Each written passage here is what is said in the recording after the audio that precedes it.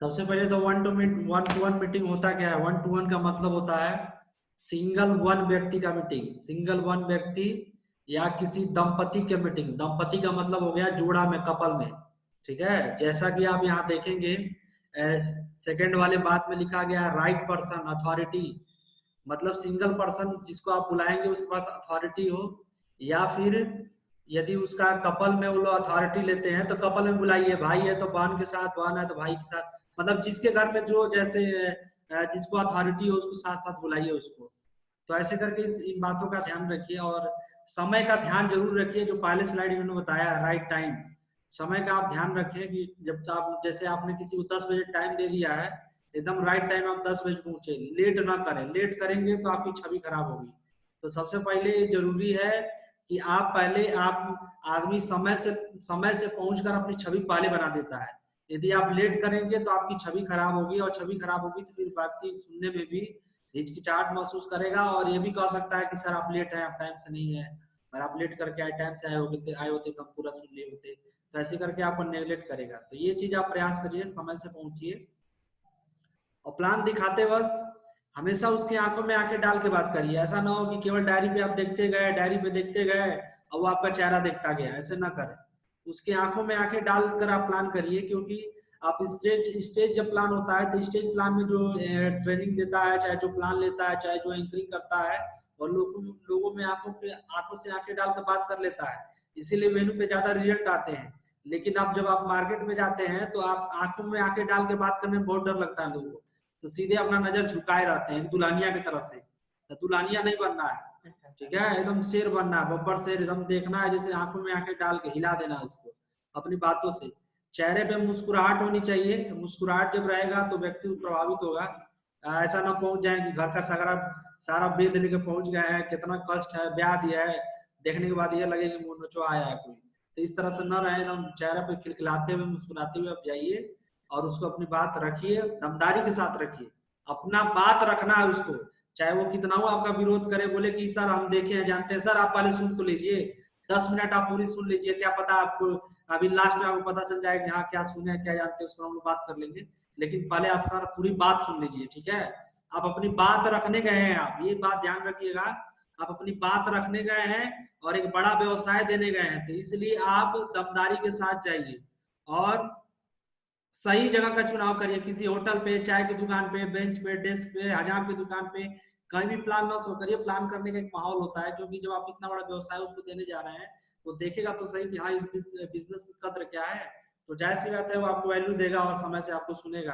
अन्यथा आप जो है यदि भीड़ भाड़ वाले इलाके में जाएंगे, तो एक कहानी के माध्यम से बता देते हैं। एक बार एक काशी के ब्राह्मण थे, पंडित जी थे, और वो काशी के पंडित जी जो है ब्राह्मण महाराज निकले, काशी से जब निकले घर जाने के लिए, तो पता चला कि उनके रास्ते में जब पॉकेट में हाथ डाला तो उनका पॉकेट खाली था। चोरों ने उनकी पैकेट पैकेट को काट दिया था। आवाज जा रही है सभी तक? आवाज जा रही है तो हाथ ऊपर कर सकते हैं। हाँ, तो वो काशी के जो महाराज थे, सॉरी काशी के जो पंडित जी थे, तो रास्ते में जा रहे थे तो किसी ने उनका पॉकेट मार लिया, किसी चोर डकैत ने उनका पॉकेट मार लिया। अब पॉकेट में पैसा था नहीं, घर जाए कैसे?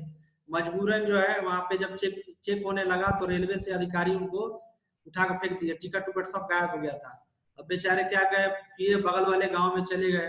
तो उन्होंने क्या किया, बगल वाले जब गांव में गए तो सोचे कि चलो यही भागवत बांचते हैं, क्योंकि भागवत का पुराण उनके हाथ में था। तो सोचे चलो यही भागवत बांच देंगे, और बांच करके हम यहाँ से कुछ पैसा कमा लेंगे और घर अपने निकल जाएंगे।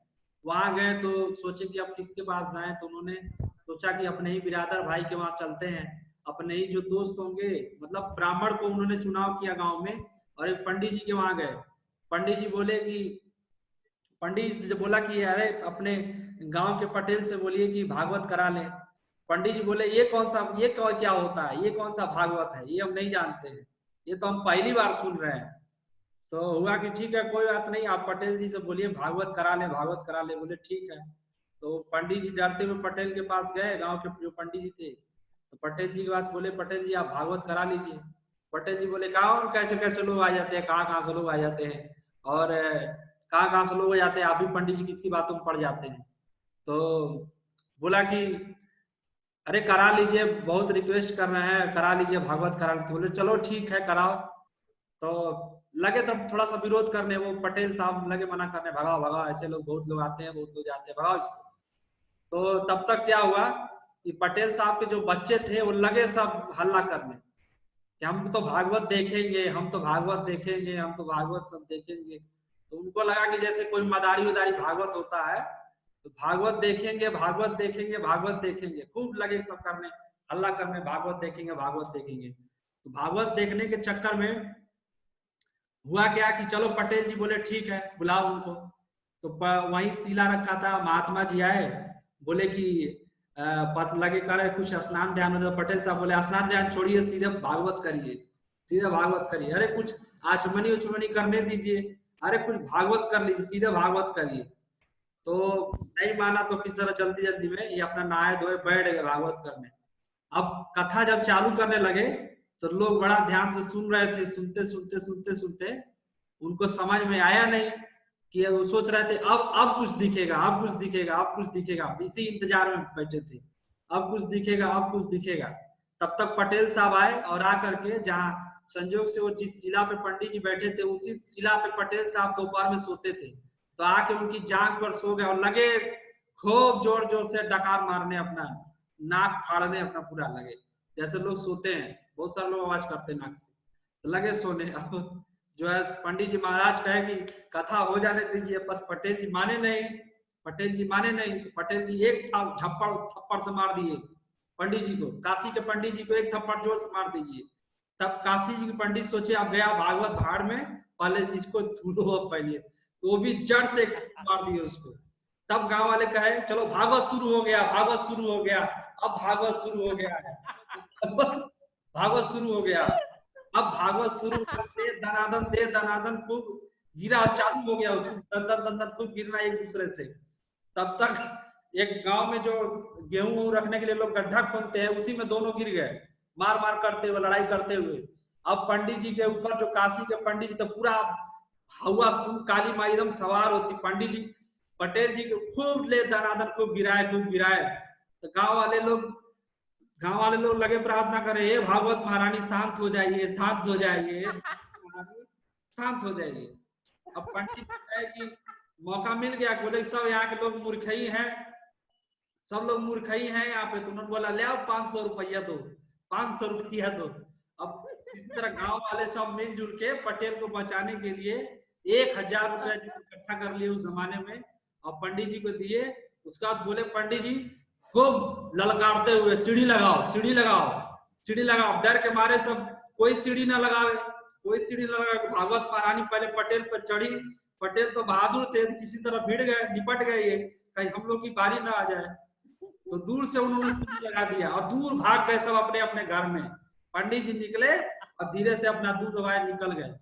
तो कहीं ना कहीं हमको सही जगह देखना पड़ेगा, माहौल देखना पड़ेगा, ये हमको ये सीखना पड़ेगा। जब तक हम सीख नहीं पाएंगे, ऐसा ना हो कहीं जाए जाकर महाभारत करने, लोगों से भिड़ जाए। ऐसा बहुत बार होता है, लोगों के पास अनुभव नहीं होता है, चले जाते हैं 20-20 लोगों के बीच में बैठ के प्लान करने लगते हैं, चारों तरफ से लोग घेर लेते हैं।